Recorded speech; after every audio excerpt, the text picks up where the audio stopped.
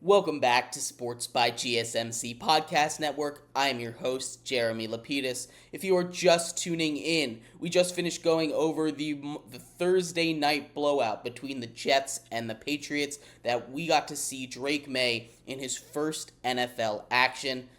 If you want to hear more about that, go check it out. In this segment here, we are going to get into our game picks. It is Friday, so we're hitting the NFL and college football. We're going to start off in the NFL, hit all of the game action for Sunday. But before we do, remember, if you would like to be an even bigger part of the show than you already are, all you need to do is go to gsmcpodcast.net. Or if you are on YouTube, you can use that super chat feature. If you do either of those two things, a message should pop up on the bottom of the screen for you, me, and everybody else around the world to see. If you do have a burning question about sports, anything at all that you would like to ask, go ahead and throw that in the comments. Throw it in the chat. I will get to it as soon as I possibly can. I appreciate everybody so much for sticking around, talking some sports with me here on a beautiful Friday, September 20th. But like I was saying, we are going to get into our game picks. It is Friday, starting off in the NFL for Week 3. We had, I'm not going to sugarcoat this, a bad week last week. I'm not going to lie to you. We went 7-9. We're going to look to turn that around.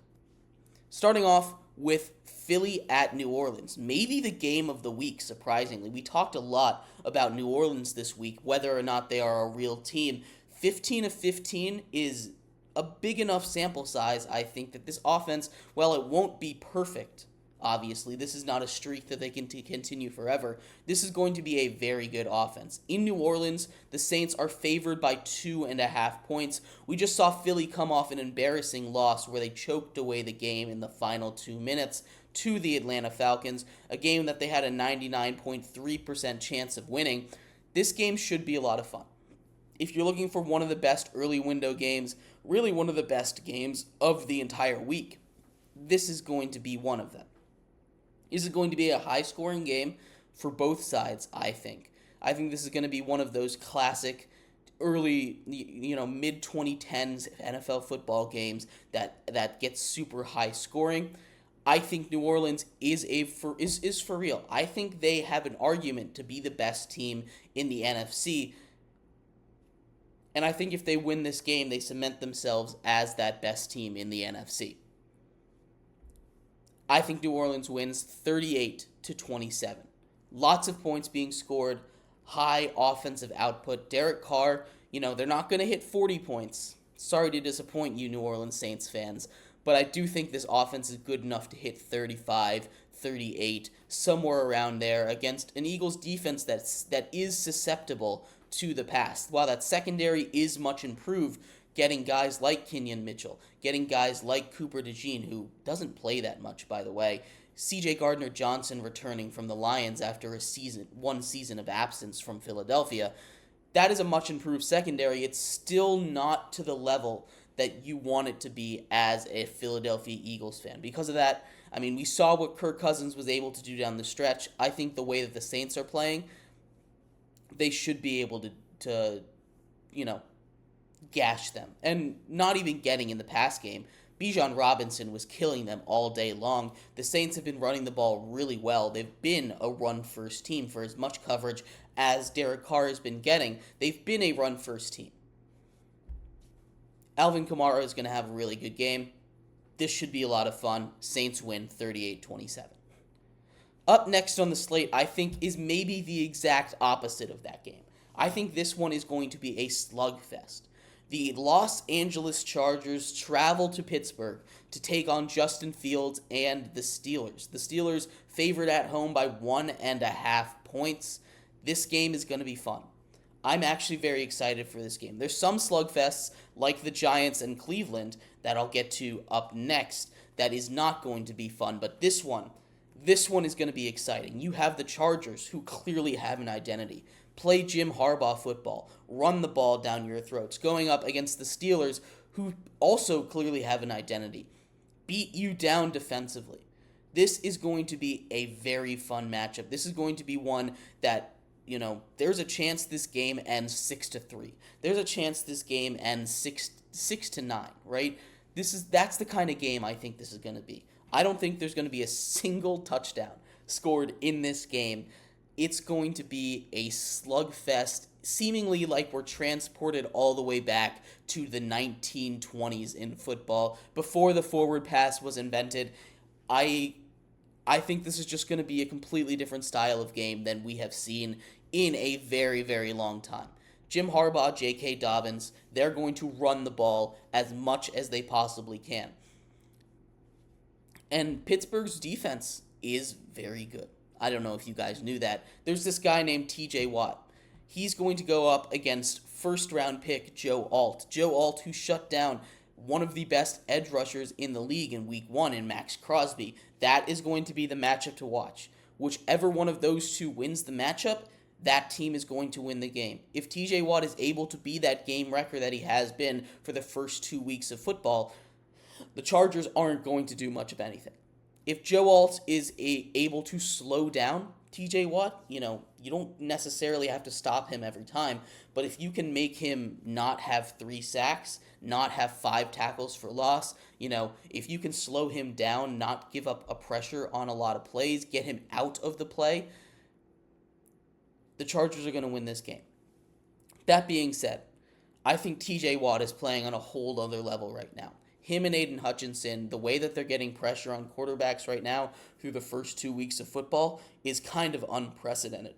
I don't think I've seen that kind of pass rush success win rate in a very, very long time. It's very impressive to see. I have Pittsburgh winning this game 15-18.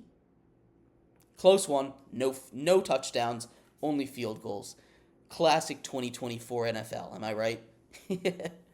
Then we get to the other slugfest. The New York Giants, my New York Giants, head to Cleveland to take on Deshaun Watson and the Cleveland Browns that are favored by 6.5 points. And this game is going to be ugly. You can call it a slugfest, but this game is going to be ugly. This isn't a game that good football will be played and no points will be scored. This is a game where it's going to be Browns' good defense versus Giants' bad offense. Browns' bad offense versus Giants' bad defense. And the question is, which of the bads is going to be better? Is that Giants' defense going to be able to step up with the names along their offensive line? Are they going to be able to play the way that they did against Washington? I know kind of is a whole nother beast, but you could say that Washington offense is similar to this Cleveland offense in as far as, skill level, right? With Deshaun Watson in there, who hasn't proven he's been able to really throw the ball down the field with any kind of effectiveness, which is kind of where we're sitting with Jaden Daniels and the rookie quarterbacks. Jaden Daniels threw about 30 screen passes in that game. The Giants couldn't stop the run, though, and the Cleveland Browns are a team that will run the ball at you. Jerome Ford proved that they have a couple of really good running backs, even without Nick Chubb back there. So if the Giants can't stop the run, this game could get out of hand. I don't necessarily think this is going to be a fun game. But the Giants have a kicker now, and I think they're gonna kick a couple field goals. Final score: Cleveland wins 14-9 in a very, very ugly football game. Getting out of that, this is a game. This is one of the closest games of the week. Chicago traveling to Indiana. Caleb Williams and the Bears, that offense has really struggled all season long. We take a look as far as that defense, it's been one of the best units in all of football, a top 5 unit. We talk about the Titans and we talk about Will Levis and what he's done not taking care of the football. I think the Bears are in a very similar situation. That defense is awesome. Both the Titans and the Bears defense are awesome. The offenses need some work. If Caleb Williams needs to have a little bit more time in the pocket. He's able to get the ball out on screen passes, but he hasn't been able to really push the ball downfield at all without getting pressure. The amount of pressure he took on Sunday Night Football is not a normal amount of pressure. On 37 dropbacks, he was pressured 36 times. That's not normal. That's not okay if you're the Bears' offensive line. And the Bears haven't really been able to run the ball. But against a Indianapolis defense that has been very susceptible to the run, if they're able to get some success on the ground with DeAndre Swift and their stable of running backs, it could really open things up for their defense. On the other side, you have the loose cannon in Anthony Richardson. Anthony Richardson could go off for 400 yards and 5 touchdowns against anyone. He also could do what he did against the Packers, throw for 3 interceptions and tank the Colts' chances to win a very winnable game. This one against a good Bears defense, I think is going to sit somewhere in between. I don't necessarily think he's going to have that Cam Newton-style incredible game. Colts are favored by 1.5 at home. I think the Bears come in and pull off the upset. It's not going to be incredibly high scoring. I think the Bears are going to be able to run the ball a little bit more effectively, and until the Colts defense is able to stop them, I don't think it's going to be the most effective run attack, but that Colts defense has been unable to stop any kind of run attack all season long. I don't see why that's going to start now. The Chicago Bears head into Indy, send the Colts to 0-3, win 20-17. And then the other possible game of the week, as the Houston Texans travel to Minnesota to face Sam Darnold and the Minnesota Vikings. Texans favored by 2 in this one. The Texans are coming off a game that I was incredibly impressed by. The Texans are coming off of a game that, looking at the box score, again, I just talked about some of those defensive numbers, but C.J. Stroud is awesome. Nico Collins is a beast. Big, physical receiver, able to catch just about anything. His connection with C.J. Stroud is something special. Where C.J. Stroud is able to put the ball, especially down the sideline, we've seen it a couple of the weeks in a row. Last week on Sunday Night Football with that one-handed catch on the sideline in Week 1 to seal the game against the Colts. A toe tap, perfectly placed ball to Nico Collins. That is a dangerous matchup. But you can't just focus all your attention on him. They have Joe Mixon. That run game is what they like to focus on. The Houston Texans like to run the ball a lot and use passing as a kind of secondary threat, build off the run. They also have Stephon Diggs and Tank Dell. That is an offense that is incredibly difficult to cover, and I don't think this Minnesota defense, as good as Brian Flores is at designing things, as scheming things, as good as Brian Flores is at scheming things up, he isn't, a wizard, right? He isn't this guy that's going to take this defense that's a little bit less talented than it's been playing and stop this C.J. Stroud-led offense. That being said, on the other side, Justin Jefferson is coming off of a huge game. We saw what the Texans defense did, and honestly, as good as they played pressure-wise, I think Minnesota's going to be able to exploit some of their defensive strategy. Taking a look at, where they stand. Taking a look at their weapons with Aaron Jones, how he's been able to run the ball effectively, something that the Bears just weren't able to do, so the Texans were able to tee off on the quarterback, really get into that blitz package passing attack, because the Bears just had to run the ball or pass the ball. They didn't really have a choice. I think the Minnesota Vikings are going to have that decision. The defense isn't going to be as dominant. It still should be good, but the Minnesota Vikings absolutely have a shot here. This isn't something where you can count them out immediately. That being said, Texans win 27-20 on the road. Next game is a little, I won't say super interesting, actually. This one is probably going to be a blowout. The Denver Broncos and Bo Nix travel all the way down to Florida to take on the Tampa Bay Buccaneers in Baker Mayfield. I just flat out don't believe in Bo Nix and the Broncos. I wish I did. I wish I could say something nice about them. The defense under Pat Surtain isn't enough, right? That offensive weapons they have, maybe he can shut down one of Chris Godwin or Mike Evans, but you're not going to be able to shut both of them down. Baker Mayfield has been playing really good the first couple of weeks. I know he had a kind of pedestrian week 2, but week 1 he looked incredible. This is a Denver Broncos team that has not been able to throw the ball further than 5 yards down the field, and they haven't been able to run the ball for more than 2 yards a carry. That's not a successful way to run an NFL offense. The way that we're looking at it here. Because of that, I just think this is going to be a blowout. Tampa Bay is favored by 6.5 points at home. I think they win by almost 30. I just don't think it's going to be very close. The Tampa Bay Buccaneers win 38-7. Green Bay travels to Tennessee. Malik Willis, most likely revenge game, although Jordan Love has practiced the last couple games. This is a very different game if Jordan Love is playing. If Jordan Love is playing, the Packers win. Even if he's not at 100%, I truly do believe that. Although this is a very good Titans defense, I wouldn't rush him in against this kind of Titans defense that's just been dominating every single team they go up against. If Malik Willis is playing, as okay and as turnover-free as Malik Willis played against the Colts, they're not going to be able to run the ball 40 times against this Titans unit. This is a game and a defense that they're not just going to be able to run the ball through. They need to rely on Malik Willis to throw the ball, and I do not believe in the Packers in that situation. Call me a Malik Willis hater all you want. I fall squarely in that camp. I don't think he is an NFL quarterback caliber thrower. I think he's a guy that you can run. I mean, he only threw the ball 9 times last week, right? Like he isn't this great NFL quarterback after one game. The Titans win if Malik Willis is playing 17-14. If Jordan Love is playing, Green Bay wins this game. We're going to go with a score of 20-17. So, keep an eye out on that. That's going to be an important injury update as we head further down. The final of the 1 o'clock games.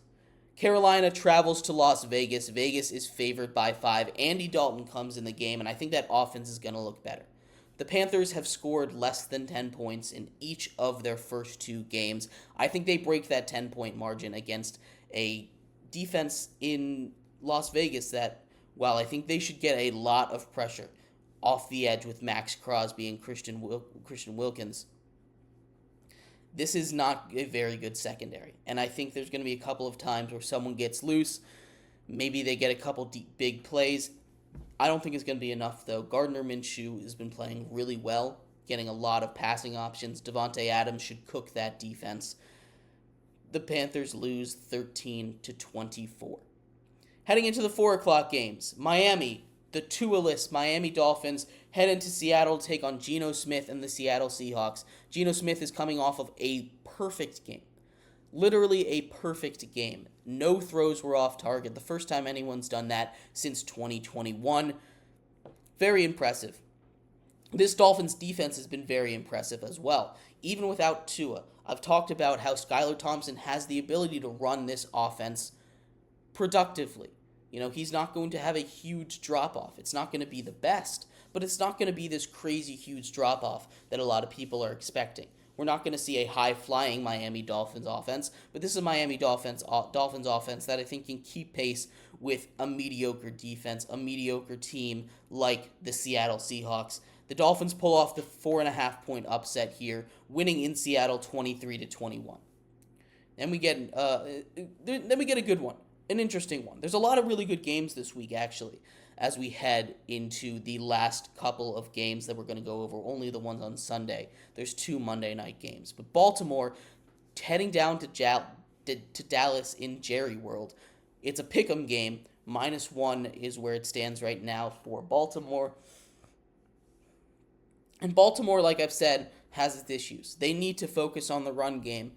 Their defense is good enough to copy what the Saints did, put a lot of pressure on CeeDee Lamb. Don't let him get single coverage ever. Always shift safety over to him, double cover him, whatever you have to do. Don't let him get open. If you're the Ravens, if you're any team playing the Cowboys, you say, I'm not going to let CeeDee Lamb beat me. If Zeke Elliott, Rico Dowdle, Brandon Cooks, if they beat me, hats off to them. Congratulations, you guys beat me. I'm not going to let CeeDee Lamb beat me, and I think that's what the rest of the NFL is saying. We saw the Saints not really shut him down. 4 for 90 with a touchdown isn't the worst stat line in the world, but still, it worked. The offense was super ineffective because they can't run the ball. And their weapons outside of CeeDee Lamb just aren't quite up to par. Because of that, I think Baltimore's going to win this game, although it will be a close one because Baltimore just loves playing close games. Baltimore wins 27-24. Detroit -3 heading to Arizona. The last 2 times these teams have played, it has been a shootout. A shootout in every sense of the word. 44-38 or something like that last time. I think this one ends the same way. Detroit on top this time. I've been very impressed with the Cardinals' offense. That defense needs some work. The Lions, I think, will be able to run the ball down the Cardinals' throats, especially if they're able to start fast. If they're not able to start fast, this game could get ugly.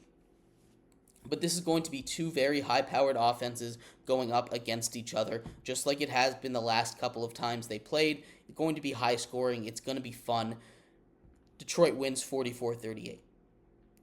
2 more games before we end our segment. The 2 most beat-up teams in the entirety of the NFL. The San Francisco 49ers travel to take on division opponent Los Angeles Rams. The 49ers favored by 6.5, and the Rams are beat up and down to high heaven and back.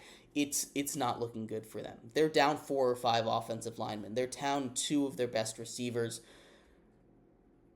They can't run the ball effectively because they don't have that offensive line.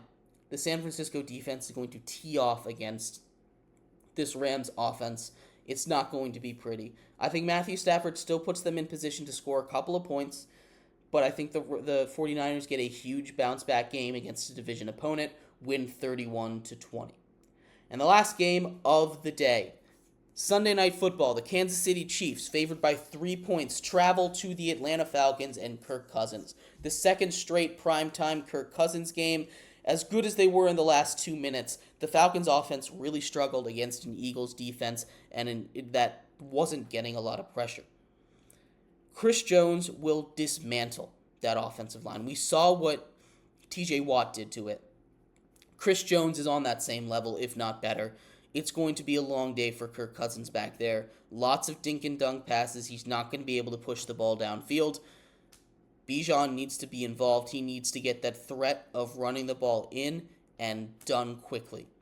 If they can do that, they stand a little bit of a chance, but I don't think it's going to be too effective. The Kansas City Chiefs win 27-17. But let me know if there's any game that you think I'm way off on. I'd love to hear your game picks. Go ahead and throw those in the comments for me. Which games this week are you most excited for? Let me know. But we're going to take a quick break here. When we come back, we're going to head into our college football game picks. We have 10 of the juiciest, most exciting matchups for you I've prepared. We're going to talk about all of them, including a ranked matchup tonight. So stick around for that. We'll be right back here on Sports by GSMC Podcast Network.